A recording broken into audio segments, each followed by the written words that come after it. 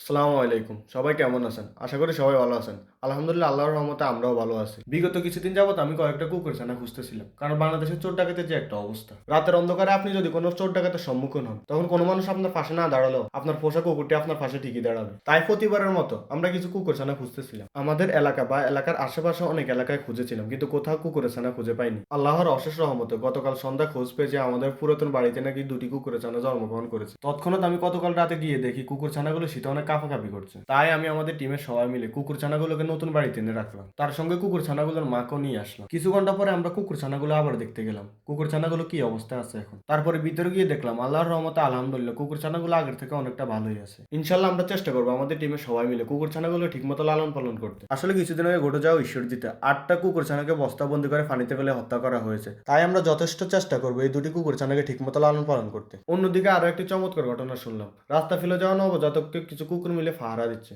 আসলে মানুষের ভিতরে মায়া দয়া না থাকলেও রাস্তার পাশে থাকা কুকুরগুলোর ভিতরে ঠিকই মায়া দয়া আছে। তাই আমরা আশা করে আছি মানুষ বেইমানি করলে অবলা কুকুরগুলো কখনো বেইমানি করবে না আমাদের সাথে। বিপদে পড়লে এই অবলা প্রাণীগুলো ঠিকই আমাদের পাশে এসে দাঁড়াবে। তাই আমরা যথেষ্ট পরিমাণ চেষ্টা করবো কুকুর এবং কুকুরের ছানাগুলোকে ঠিকমতো লালন পালন করার জন্য। ইনশাল্লাহ পরবর্তী কোনো এক ভিডিওতে কুকুর ছানাগুলো কি অবস্থা আছে এবং কতটুকু বড় হয়েছে আপনাদেরকে তা আমরা দেখাবো। তো সর্বশেষ আল্লাহ হাফেজ আপনাদের সবাইকে।